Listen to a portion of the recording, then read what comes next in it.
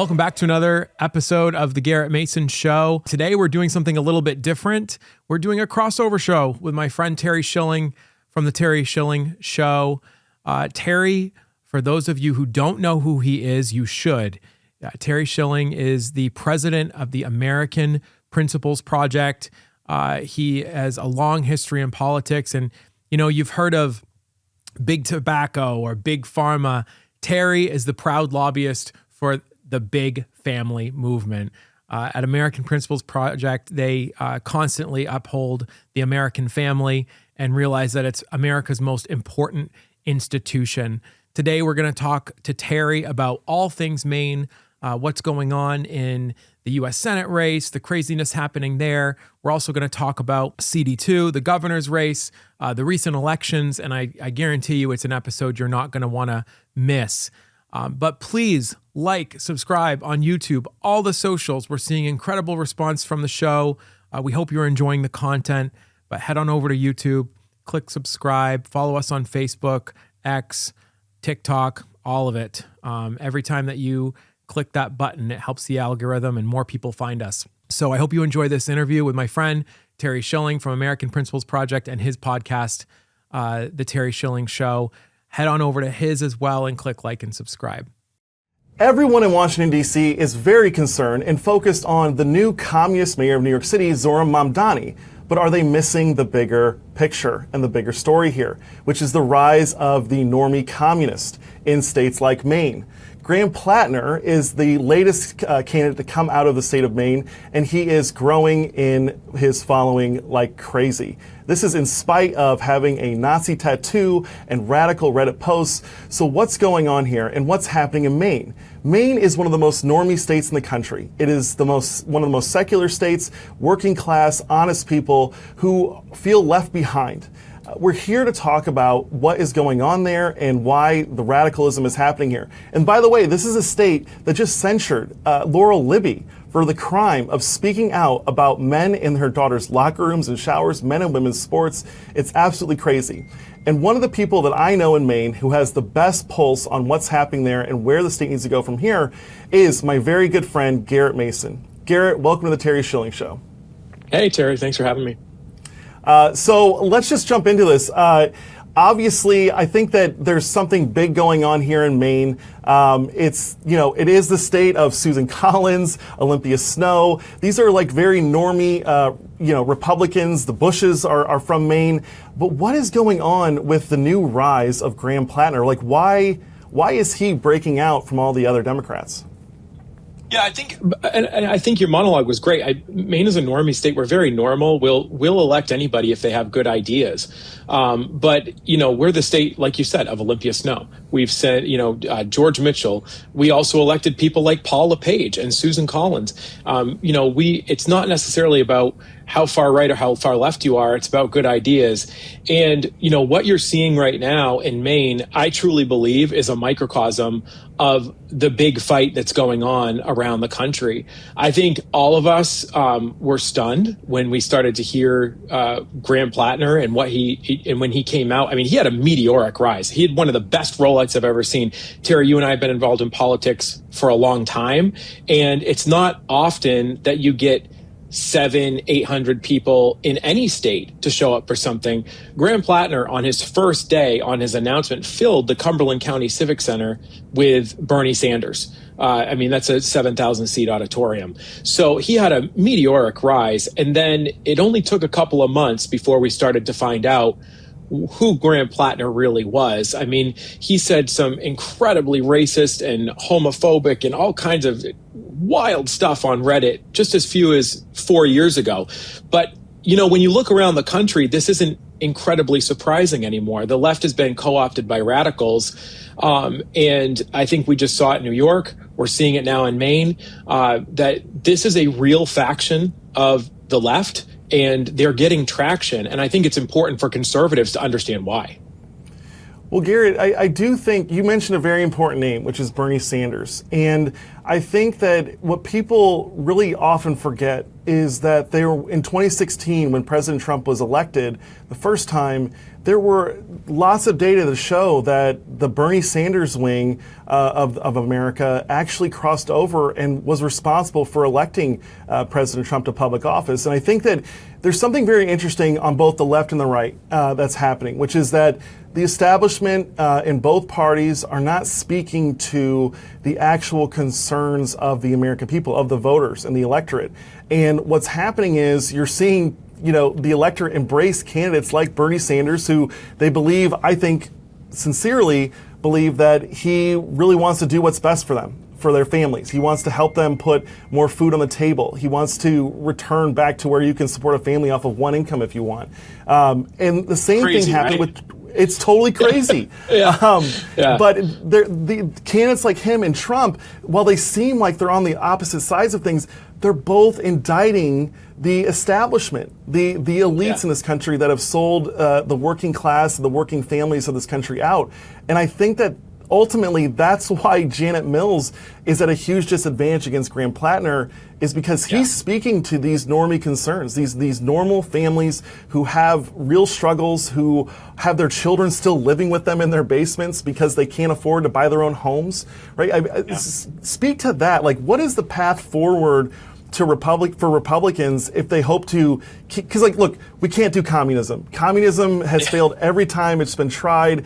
But if we don't address it, we are going to get more Mamdanis. We are going to get more, John Fettermans, and we will get a Graham Platner. So, what is the Republican path forward here? So I did a whole show on this, and if you go to my YouTube channel at the Garrett Mason Show, you can look at this entire episode that I did on what went wrong on Election Day of 2025. What you're seeing with Graham Platner, what you're seeing with a guy like John Fetterman, even though I would say right now John Fetterman is pretty moderate compared to a guy like Graham Platner or Mayor-elect Mamdani in New York, but where those two sides meet is populism. And I think populism gets a really bad rap. I think when people talk about populism, they think it's wishy-washy politics, or they think it's, not rooted in any kind of theory. But what it's rooted in is what is happening. What are the problems of the people in the current time? The difference is how you address them. And people want their problems addressed. You're seeing Graham Platner, for all of his ilk and all the horrible things that he's said, you're seeing him address issues like affordability. You're seeing him address issues like, personal privacy. Like he's addressing a range of issues that people really care about. Trump did that. I think as conservatives, sometimes we lose our way. I think what happened in the election is that we did not embrace Trump populism. I think we didn't embrace addressing the needs of the people in our own way, because what people are looking for is they're looking for a solution. They're not looking for an ideology. And if you're not careful, they're going to choose whatever option is in front of them. I think a lot of politicos, people like you and me who are immersed in policy and are well-read on everything on every website forget is that people are living their everyday lives, and you have to give them a product that they believe in. And right now, if you don't offer anything, and the communists of the left, like the Mamdanis and the Platners, and I say that for real, Graham Platner has said in multiple occasions that he is a communist. He has said that if you don't give them conservative populism that addresses their problems, they're going to choose the option that they have. And right now, and I think in the past couple of weeks, that option was Mamdani Platner communism. And we cannot allow that. Just like you said, we have to offer our own bold solutions that we have been offering for the past 10 years and have worked. And what happened on Tuesday is that we stepped away from that. Talk to me. So Susan Collins, I think nationally, she gets a bad rap. She's been with the Republicans every time it really matters. She came through big time with Brett Kavanaugh, for example. I mean, she's the main reason why the Supreme Court is 6-3. Make the case for why conservatives nationally, Republicans nationally, should prioritize helping get her across the finish line. So Susan Collins really in Maine is above party. We saw that in 2020 when she ran against an establishment candidate in Sarah Gideon, and she won with over 9%, more than 50%. That's really important in Maine because we have ranked choice voting, and if you don't get over 50%, then you might not win the election in the second round. Susan Collins is with conservatives 80-90% of the time. And you're right. A large part of the reason that we have the Supreme Court that we have is because of Susan Collins. She was the vote that allowed Brett Kavanaugh in. She's also there for Neil Gorsuch. And she's been consistent on the way that she chooses to vote for judges on whether it's Bill Clinton, George W. Bush, Barack Obama, or Donald Trump. She's been consistent. Listen, I understand why people get frustrated with Susan Collins, but I think here in Maine, you have to understand if you throw up somebody really, really conservative, or you throw up, a Rick Scott or you name some really conservative United States senator, they're not going to get elected in Maine. They're just not. Susan Collins has been able to weave a thread to bring a large coalition of Mainers together as a Republican. She's the only Republican senator north of Pennsylvania to be elected in a blue state. And Mainers have learned this lesson before. In 2012, there was a conservative uprising against former Senator Olympia Snowe, who voted very similarly to Susan Collins. And Senator Snowe decided it wasn't worth it, and she probably wasn't going to win that primary. And now we have Angus King, who is an independent, just like Bernie Sanders, votes with the Democrats most of the time. And now we get somebody who votes on our side virtually never. So I think we have to be really conservative in states careful in states like Maine, where Susan Collins is a viable and fantastic option for the people, and she votes with us most of the time. So we just have to be we have to protect her at all costs, in my opinion. I know Susan Collins personally; she's a great fit for Maine, and I feel very confident that she's going to win in the next election. Can you unpack ranked choice voting? Because I know that a lot of people are not in states that have this. It is an interesting way to hold your elections. Can you break that down, explaining to people how that works, just so the listeners, understand what's going on here? Well, let me just tell you this. It's horrible. It's an absolutely abysmal way to run an election. So ranked choice voting is basically an instant runoff system. So if you have multiple candidates, and Maine has strong third parties, Maine is very similar to Alaska in that it's not surprising to see a Green get 5 to 7% of the vote. It's not unusual for an independent to get elected. You just only need to look at a guy like Angus King, who won both as governor and United States senator as an independent. So third parties are a big deal, and it's rare that anybody gets elected with more than 50% of the vote. Janet Mills was the first governor in over 50 years to get more than 50% of the vote in Maine. So ranked choice voting was instituted in 2018. In fact, when I ran for governor in 2018, that was the first ranked choice voting election in America. And it was a disaster. It was, you have a very complicated ballot where you choose your choices. It looks like an Excel spreadsheet, and you have to choose 1, 2, 3, 4, 5, 6, 7, however many people are on the ballot. What happens is the person who is in last place at the end of the tally, their votes get taken and moved to whoever their second choice was. And it goes on and on and on until you get 50% of the vote.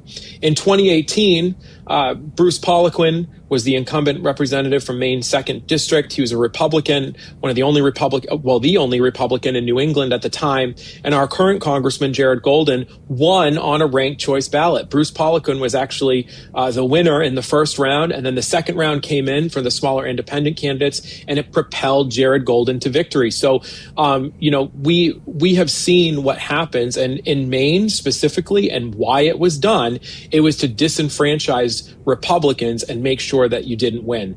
However, in Maine, they made a mistake. Our Constitution says that state offices are elected by a plurality, which means that for statewide elections, for state senator, state representative, governor, are first past the post. Every other election, so our federal elections, are ranked choice voting, including our primaries for everything. So it's a very complicated system in Maine. And what the worry was for Susan Collins is in 2020 that she was going to fall under 50%, and those third parties were going to propel Sarah Gideon to victory. But that didn't happen. Susan Collins got almost 58% of the vote on the first round, so ranked choice wasn't needed. That's what we're looking at right now. And with a guy like Graham Platner and a few other third-party candidates, if he has a strong message, and I do believe, we can go on record on this, I think Graham Platner is going to be the Democrat nominee for United States Senate. With a guy like him, I think that Senator Collins, I think she can pull off more than 50%, but it's going to be a lot closer than last time because of what we said before. He's offering solutions in an aggressive way on real problems in a communist style. So we have to be careful of ranked choice voting. If you have it in your state, run from it as fast as you can. I had a friend of mine from Georgia. As you know, they have a runoff situation with their races. You have to get over 50%. A friend of mine in Georgia, Republican, asked, so ranked choice voting, how'd that work out for you guys? Seems like a really easy way to do things. And I probably talked to him for an hour about how horrible it is. So yeah, ranked choice voting, it's a huge problem. And it's different than Alaska too. The Alaska system is different from Maine. So. Well, I wanted to unpack Maine too, because I'm fascinated by that, because it's a Trump +9 district, but they've elected Jared Golden. I think ranked choice voting has something to do with that. But before I go into that, you're very bullish on Platner beating Janet Mills. I want to know why. Why do you think how are things going in Maine? Has she? How's unemployment? How are the bread lines, so to speak? What's the welfare rolls up to? I mean, how has she done as governor? Do you think she's done a poor job as governor, and that's why he's likely to beat her? So I think actually Janet Mills has incredibly high opinion polls here in Maine. However, there's a couple of things that Janet Mills is the victim of that maybe isn't of her own doing. Number one, she would be the oldest United States senator ever elected to office as a freshman at 78 years old. And I think both on the left and the right, I think folks are just tired of baby boomers running everything. And she's the victim of that. And a lot of Democrats are just saying, you're too old. Thank you for doing what you did, Governor. But it's time for a new generation of leadership. So I think there's part of that. The other thing as well is independents generally run the gambit. Some are very conservative and don't want to be part of any party. Some are very liberal and for the same reasons don't join the Democrats. In Maine, there's a lot of people who are independents who are very left-wing, very, very left-wing. And in Maine, they can vote in any primary they choose. So, independents who are very left-leaning can vote in the Democrat primary. And you're seeing a lot of them be willing to do that for Graham Platner. So I think that's also an option as well, is those left-wing folks are saying, I'm not voting for Janet Mills. She's more moderate than this guy, and I want an extremist. So you're also seeing that. But, like I said, he is filling town halls all over the state. In Damascotta, Maine, just last week, super small town on the ocean, he put 700 people in a room and had to turn people away. He is bringing out people on his own accord, and you're seeing it. It's very left-wing, very radical people who are coming out of the woodwork for this guy, and it's similar to what you saw with Mamdani in New York.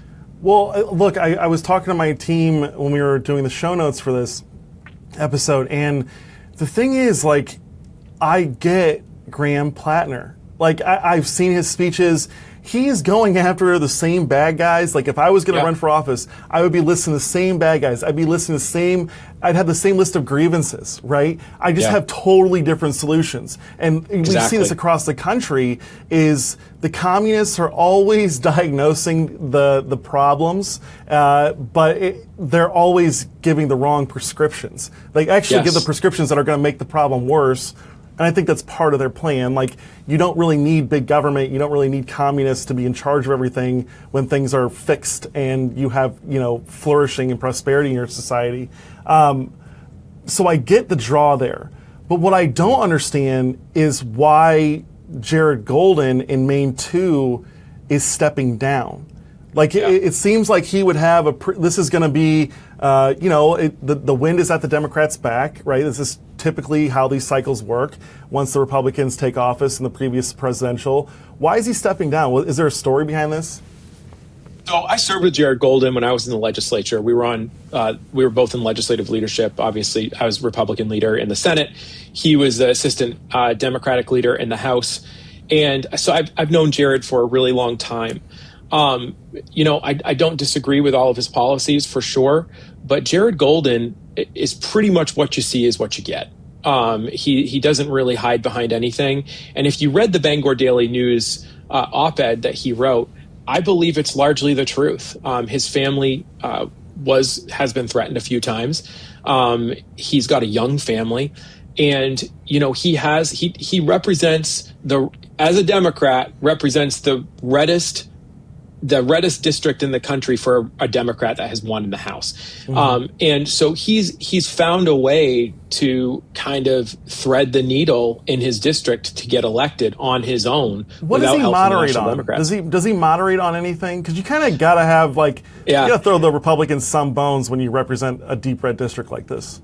Yeah, you do. I think when you look at Maine has a big gun culture, a responsible gun culture, big hunting place. That's a huge issue on every ballot, no matter what. And Jared has been, actually, I believe he may have been endorsed by the NRA at one point. Might want to double check that. But he's gotten good ratings from the Sportsman Alliance of Maine, which is a really big organization in Maine. So Second Amendment issues, he's been fairly okay on. He wrote an op-ed towards the end of the 2024 election, which is, I think, why Democrats are throwing him overboard. Is Donald Trump's the headline was Donald Trump's going to win the election, and I'm fine with it. And so it was like a nod to conservatives. So I think on a lot of the public facing stuff, Jared Golden has shown himself to be, hey, I'm willing to listen to both sides. Now, he voted for Hakeem Jeffries to be leader of the Democrats. He voted for all the things that matter that the extremists in the Democrat Party are now wielding, in their own caucuses and in their own power and electing other socialists and communists nationwide. So, I mean, I do blame him for that. But at the same time, he has found a way to get elected in a red district. And I think he's just tired of it. I know a lot of people here in Maine, a lot of Democrats as well. And I can't find many establishment Democrats who have anything good to say about Jared Golden. They wanted to throw him out because he wasn't extreme enough for them. And that's just the facts. That's just the facts. I can't find many Democrats who say good things about So you Jared think Golden. that he was anticipating a competitive primary, because the Democrats have been throwing out anyone who votes even for a 20-week abortion limit, like Dan Lipinski got ran out of the party for having a moderate position on pro-life. You think that was basically what he was worried about? Yeah, I do. And I don't, and he said in his article, and I thought this was a pretty honest statement, is that he was confident that he could win. But what changed his mind was that he dreaded the prospect of winning. And and that I felt was he just didn't have the fight in him to go through that Democrat primary and fight off the extremists. And what I also find interesting, and you contrast that with the Republicans, Terry, right? We're having a conversation about Susan Collins and how, she's not Trump, but she's one of us, and she's voting with us most of the time. We're open, Republicans are open and welcome to having people like that in the party, especially in states like Maine, where that's how we make the movement move forward, is with people like Susan Collins in blue states like Maine. But in the Democrats, there's just no room. There's no room. There's no room for any kind of moderation, just like you said. And, that's driving people like Jared Golden out. And it's ushering in people like Graham Platner and Zorhan Mamdani. Is extremism with a really nice veneer, or in Graham's case, the Oysterman veneer, which is a complete joke. I mean, his as a side note, he went to DC prep schools, right? He did. Well, no, he went. He went to a prep school. The guy has his grandfather was an architect, a very famous architect, and designed the windows of the world at top of the former World Trade Center. He also designed very modern furniture. I think that was actually his father. I mean, this guy is not, oh, hey, I just, got my boat and I'm going to be an oysterman. Like, this is a guy who comes from incredible privilege. And the shtick is unbelievable. And, but he's been able to get away with it, and people are excusing it because he's preaching something that they want. They want affordability at the expense of anybody they deem to be rich. So but that's what Jared Golden was facing. He had a wild confrontation from the left. If you really dig in, like if you go back to like Karl Marx, he was like the son of very wealthy parents, like a total loser. He really reflected like the kids that we see today and the people that we see running as like overt communists today. He's like exactly failed who these kids are. Kids. Yeah, they're failed theater kids. They live off of other people's wealth. Like Karl Marx would like romance like elderly rich women and like sleep with them, and like that's like kind of like the whole shtick that younger communists have today. I do. Have you ever seen Zorhan Mamdani's parents' Airbnb listing for Uganda? No, I'm sure it's outrageous. Wild. These are all kids of privilege, and I think that like they really didn't earn it. Their parents probably, it's like third or fourth generation wealth, right? And that's where you get into really dangerous territory. And the founding fathers were very concerned about that. That's actually what they were concerned about when they wrote about licentiousness, is creating this like class of elites and who were extremely prosperous that didn't really care about what happened to the rest of us. But do you think that if the Dems go with someone more extreme in Maine too, that it'll be easier to win? Or could you see a situation where the landscape is just like ushers in someone like Graham Platner, and because that victory is so big and sweeping that we get another more radical Democrat in there? I think as far as Maine 2 goes, fortunately, right now, the Republican candidate, the only one running, is former Governor Paul LePage, who stands a pretty good chance of winning that. And however, Governor LePage is going to be, I think he'll be the oldest elected freshman member of Congress ever in United States history. I could be wrong on that, but that's something that is there as well. So, but he's very popular in Maine amongst conservatives, especially, and you saw Cook Political Report move that race from lean D to likely Republican after Jared Golden exited the race. So I'm not sure that it's Maine 2 that I'm worried about, but I am worried about the U.S. Senate race. And I will give you one funny thing. Jordan Wood, who was running for the Democrat primary, he was actually the first entry into that race against Susan Collins. He exited the Senate race and is now running for CD2. And what's interesting about him is he is the former chief of staff to Katie Porter, Congresswoman Katie Porter, who is running for governor of California, the one who said, get out of my effing shot. But he is her former chief of staff. And if he can withstand Katie Porter, I don't know, maybe he's got some staying power.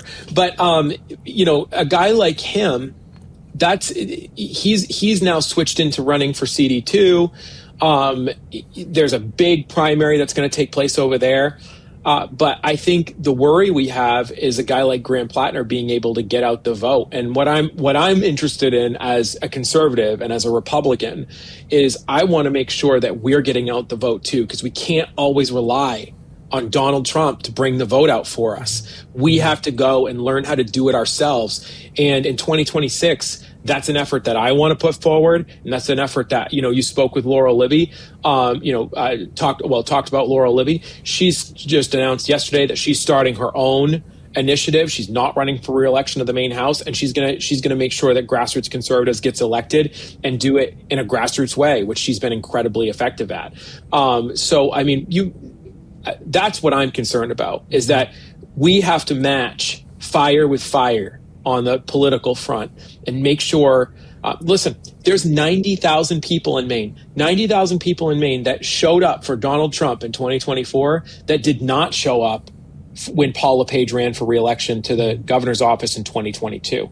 we need to make sure that those 90,000 people show up, because if they do, we win. And even in a blue state like Maine, it would be a red wave if those people just came back out.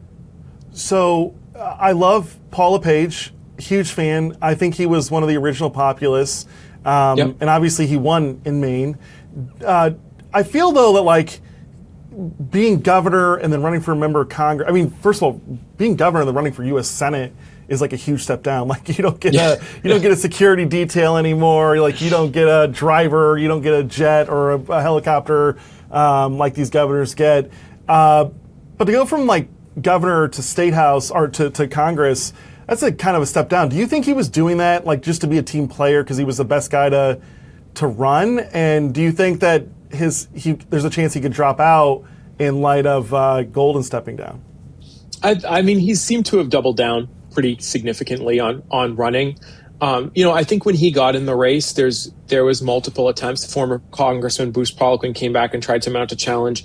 My cousin, Dale Crafts, ran for that seat, came within a couple of points. And all these races have been really, really close, but nobody could seem to get the 50% needed under ranked choice voting to knock Jared Golden off. And I think he was committed to that. He wanted to make sure that we won that seat back because there's no reason that we shouldn't have it. It's a Republican seat. It's a conservative population. So I think he is very committed to winning the seat. He said that he only wants to serve 1 or 2 terms. And I think we'll see what happens. But there's going to be a wide open Democrat primary. And I think part of that will dictate what kind of race Paul LePage runs. All right, I want to get into voter ID because you guys had a voter ID referendum that failed, I think, by 30 points, which sounds awful. Crazy to me because, I do a ton of polling, as you know. It's always super popular to do voter ID. So what happened in Maine there that it lost by 30 points? Yeah, I mean, it was part of the casualty of what happened, that a very bloody Tuesday in November for conservatives. But this one was self-inflicted. This was an issue that should have won 60-40 that lost 65-35. And the initiative was simple. It's voter ID. Everybody seems to agree with it. I know from your polling that no matter where you run it, if you say we should have voter ID to vote, it's super popular. However, this referendum and the folks who led it decided to inject absentee ballot revisions, and the Democrats seized on that. They seized on, they're going to take away your absentee balloting. And listen, the left lies. Like there's no doubt about it that wasn't the case in the referendum. But they took those absentee ballot changes and drove a Mack truck through it, and we're very successful. Over 60% of Mainers vote absentee. It's incredibly popular, and people like it. They like being able to go to the town office and pick up their ballot for their wife or their husband and bring it home, vote, and throw it in the mail. They like it. And I think what Donald Trump has taught us is that we have to embrace things like absentee voting until we can change the law so that that fraud and abuse of the system is able to be eliminated.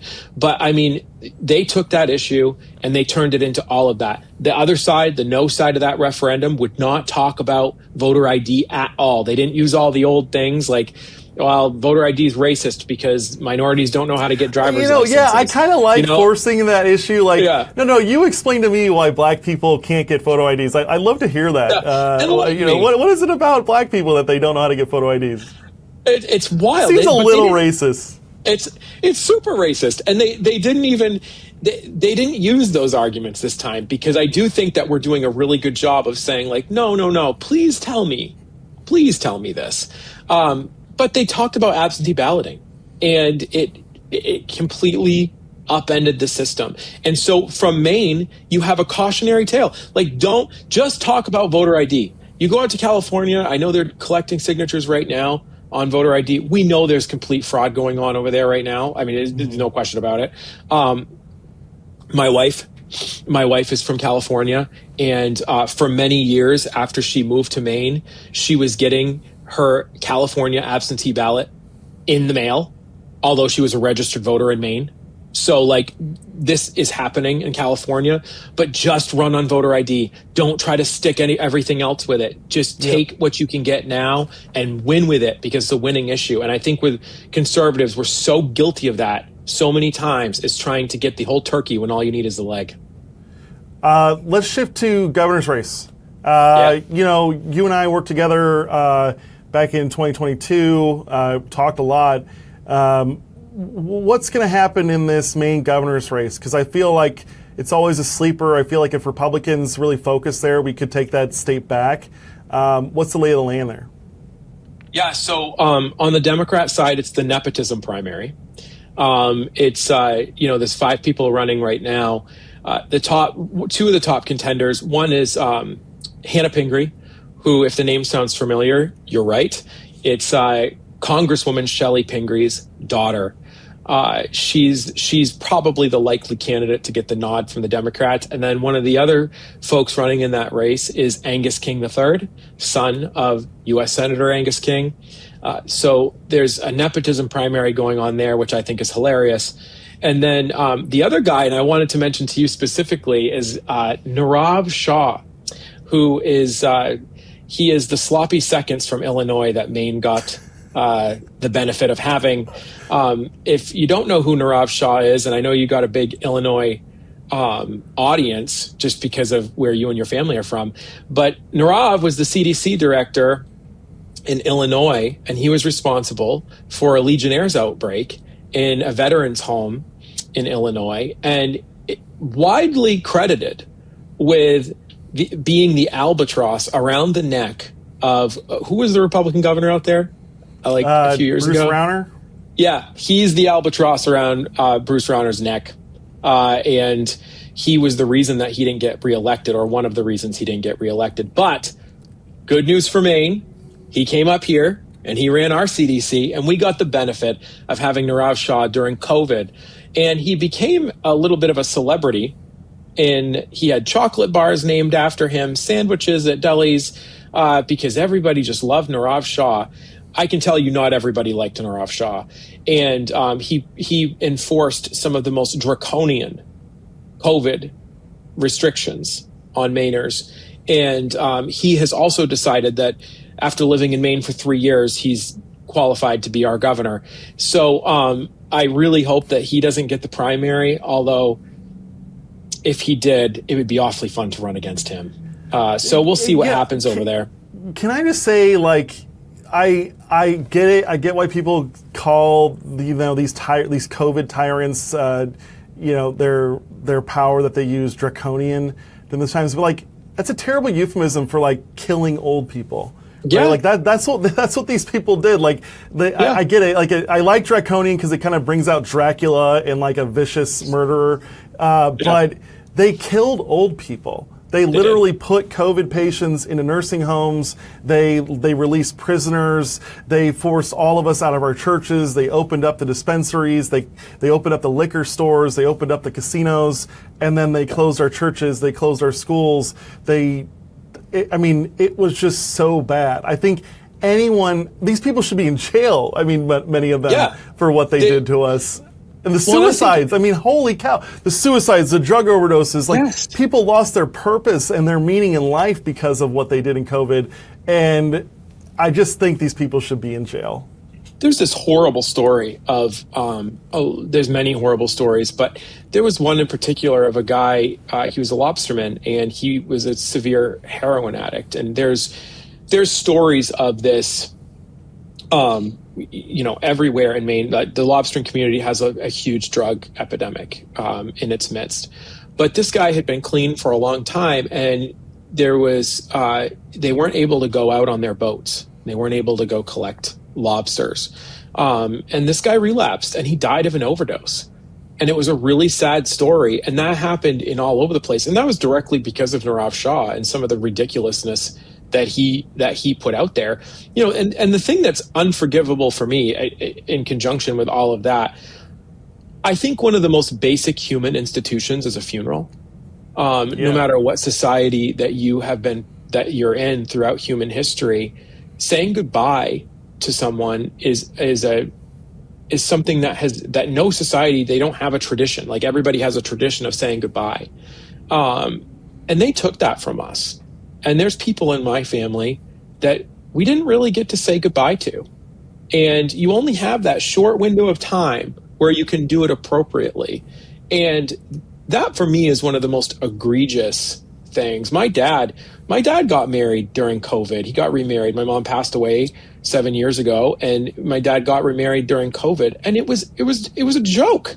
We had to sit down. We couldn't get up from our tables. Like we had to sit down in pods, and like they could come around. But if we had stood up, we had to put our masks on. It's just a joke. And like I think some of our human institutions, I don't think that's forgivable.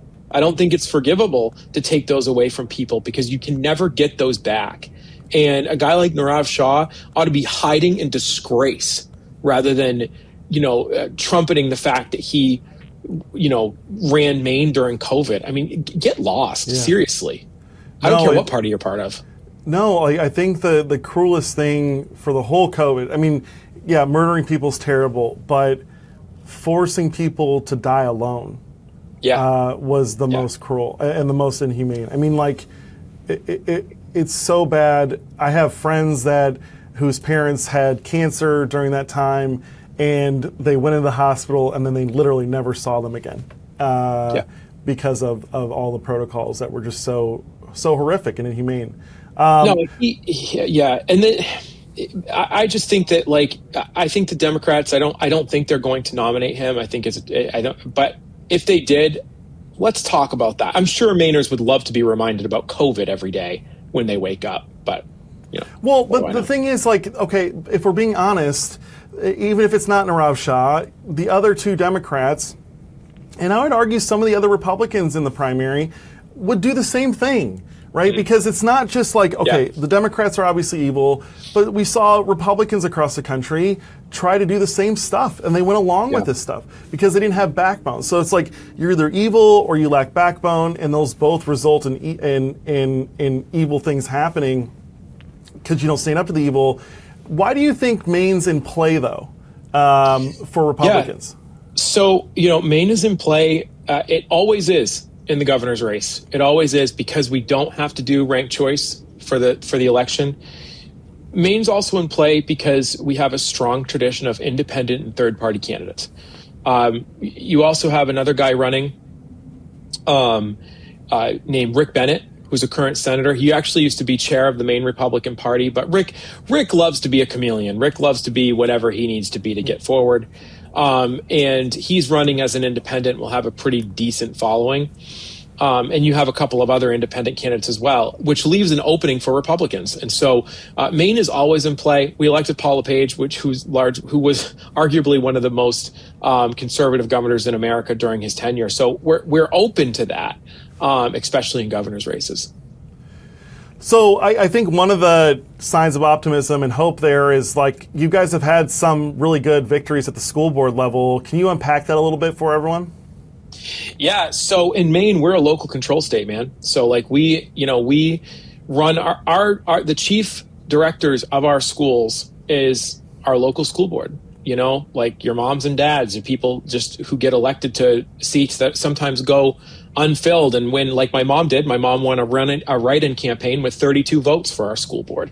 And those people can direct policy. I'm sure people will remember Janet Mills and our governor at the East Wing of the White House telling the president that she will see him in court on his transgender policies and his transgender executive order. But in Maine, she didn't really have the ability to do that. It's our local school board. So what's been happening is there's a fantastic group, my friend Heidi Sampson, former state representative, the Maine Education Initiative, who's going around and talking to school boards and saying, hey, you can ignore whatever she said and you can enforce this stuff on your own. And to date, she's had 6 school boards that have adopted model policies to say, hey, we're not following the Maine Human Rights Act and all this, gender wild craziness. We're going to go with what President Trump's executive order is.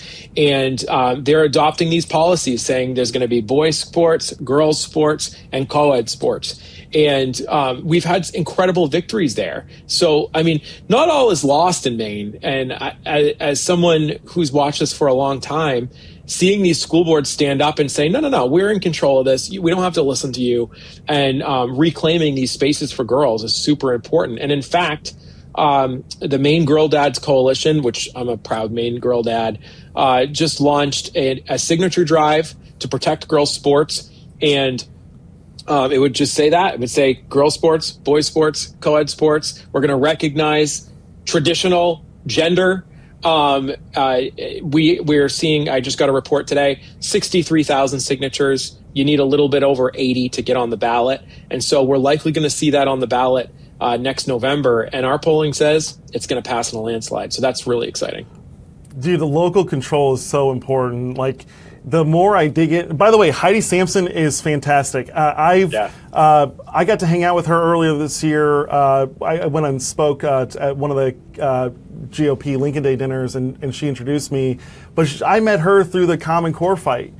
She's been a local education leader there for so long, and just fantastic.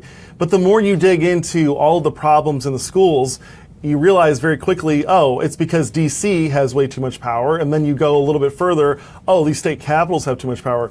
If you just give that power back to the parents and get it away from, I don't think if you're a teacher or part of this, like the teachers union, I don't think anyone who's funded by the teachers unions should be able to be on the school board, because the whole point of the school board is to hold the teachers accountable, right? So it's like getting it's a conflict of interest to be funded by the teachers unions and then having to hold the teachers accountable. It doesn't make any sense at all. But yeah, that local control is so important. Some of these school departments will send notices home in their kids' backpack saying, "Hey, vote for the school budget." And it happens. It's like, what? Are you kidding me? Like, you're the entity that's being governed here. Like, you shouldn't be able to use kids as propaganda tools. But the left is really good at that. I really love, all across the country, they have these local levy, ballot initiatives where they'll separate the tax increase from the new spending. So, in Texas, they'll want to build a new library, and they'll vote yes to build a new library and then no on the new taxes to fund the library. I love that. Yeah, it's beautiful. It's very American. Anyway, what are we leaving out? I mean, we've been talking for a bit. What have I left? By the way, congrats. You've had this podcast now for, I think, 2 months? How's it going? What was the impetus behind starting that? Yeah, so the podcast is going great. Please subscribe. I know you go through the whole thing with your show as well. The show's been doing great, and I've always wanted to be able to speak on my own and say the things that I want to say. I've been, on the NBC affiliate here in Maine as a political commentator for a while, served in the state legislature for 8 years, currently a county commissioner, and I just hate relying on somebody else's microphone to say what I want to say. And this is a way for me to do that, but talk about Maine politics, but also talk about national politics. And I think what we talked about today, Maine is a microcosm of what is going on in America. It's a very unique state. I keep saying that we're a blue state. We're really not. We're very much, we trend purple. And I think the largest lesson that you can learn about Maine and what we talk about on my podcast is you have to give people a solution. You have to be able to give people an answer to their problems. And if you are not careful and you provide the wrong things, if you're just a conservative that says, well, we want lower taxes and less regulation, that doesn't help the regular person. You need to talk to them about how you're going to do that and why it makes sense to choose freedom over communism. And that's the fight right now. And you're seeing that in Maine.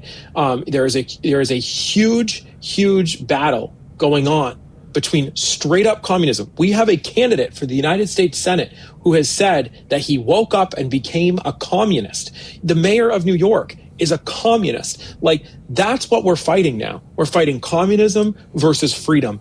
And you have to give people a reason to vote for freedom, because if you don't, they will choose whatever temporary savior on the left is going to, wants to give them. So I think Maine's super important. It's a small state. but it shows what can happen when you let the left go unchecked.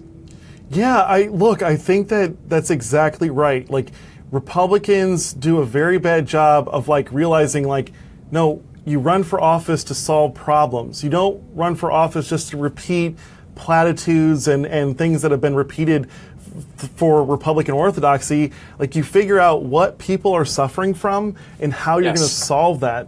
And I think that's ultimately why President Trump got elected, why he was unstoppable in 2016, why he got reelected and most recently, you have to address the things that people are concerned about. And I think that it's twofold. I think it's telling voters what you're going to do to make their lives better through the policies you're going to enact, but then also showing voters how your opponents, how their priorities are totally mixed up. Right, you look at Trump's campaign ads in 2024, he was talking all about getting back to working class America, protecting Americans, getting back to law and order, but also showing that the Democrats care way more about they, them, and Donald Trump cares about you. Right? Yeah. She wants to put boys in your daughter's sports, boys in your daughter's locker rooms and showers. She wants to pay for sex change procedures for federal inmates. Like, is that why we're paying taxes? Like, is that why I write my check to the government every month? It's crazy. Yeah, I don't care if my taxes are low if that's what it's going to. You know, exactly. You're totally right, Terry. You're totally right. And I think, that's why I have started to look at my own future and what's going to go on here in Maine. And I think, you have to be able to communicate effectively. And what I love about President Trump is President Trump lives by an ethos that you see in the business world all the time, and it's under promise and over deliver. And I think a lot of times as conservatives, we over promise and we under deliver. And I think Donald Trump has shown us how to win elections. He's shown us what new conservatism is and why populism is important, and understanding what the needs of the people are. And that's what conservatives need to do going forward. Is there's an affordability crisis going on right now. One of the things we talked about a couple of weeks ago is it's not about, Maine has a housing crisis. We have 80,000 homes that need to be built, right? That just to keep up with demand. We have some of the oldest housing stock in the entire country. Having a house built before 1980 is common. It's not about building more houses. It's about what financial products are out there right now to be able to help new buyers. There's not many because, and I think President Trump is highlighting some of that with mortgage portability and lowering interest rates and stuff like that. Like, you have to address where people actually are, because saying we need to build more houses. My wife is a contractor. It takes 9 months to a year to build a home.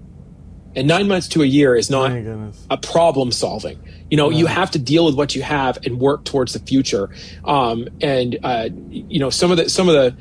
of the traditional conservatives and what they're saying about, lower taxes and less regulation, that's not building a house today.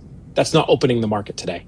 And, President Trump has taught us how to talk to these people in a way that actually addresses their problems. Well, look, I think that the first party that really comes out with a serious and compelling plan to lower housing costs for young people is going to win. And they're going to win by huge margins. Because not only will they win that Gen Z and that millennial vote that's been struggling, like, I have friends that want to get married, that want to start a family, but they can't afford to get out of their parents' basement, right? So I think not only will you win that Gen Z and millennial vote for generations to come if you can get them their first home and figure out how to solve that, but you'll win the boomers again, because the boomers want these kids out of their basement, right? They want grandkids. Most of them do anyway. There's some weirdos that actually don't want grandkids. I read this article, I think it was the New Yorker, about this mom who kind of likes having her son live with her because he waits on her hand and foot. It's totally crazy. Those are the mentally ill mothers that we need to be protecting our children from, by the way. I love that term. But anyway, so all right, closing words, Garrett. And by the way, I really hope you give some consideration how you can help Maine out down the road, because if we don't get younger voices in there combating Graham Platner, like, we got to have someone that can speak to these concerns that working families have, that doesn't do it in a way that's going to make the problem worse. Graham Platner is obviously going to make the problem worse, but we got to figure out how to do this at the state level, how to make Maine, a state for young people, a state for young families, for working families. And I think you'd be a great leader for that cause. So I hope you give that some consideration. Well, I appreciate that. And I'm biased, but I think Maine is the greatest place in the world to live, raise, and grow a family. I really do. I believe that. Maine is one of the best places just to disconnect and get away from it all. And you really can do that here. And I know you were close to Charlie Kirk, and one of Charlie's last public events was here in Maine. And he spoke at the same place that you did in Old Orchard Beach at Dunegrass Country Club. And him and his family spent a lot of time in Maine. And he said it was one of the places I got to spend about an hour and a half, 2 hours with him on that day. And he told us that was, Maine was probably the last place on the planet that he felt that he could come and reconnect not only with God, but also with his family. And I believe that Maine is just the greatest place in the world. Well, thank you so much, Garrett, for joining the Terry Schilling Show, and I'm glad to be on your show as well. Thank you guys for watching, and we will see you next week.